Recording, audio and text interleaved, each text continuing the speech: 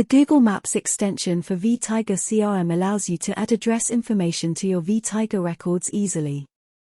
Here is a step-by-step guide to use the extension.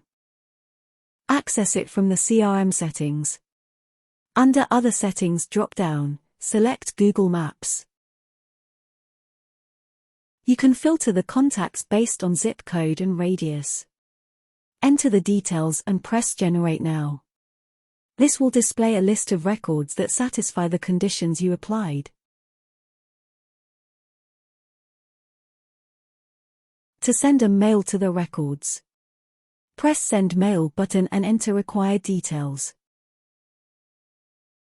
You can also print the file or export to CSV or Excel format. That's it for the video. Thank you for watching.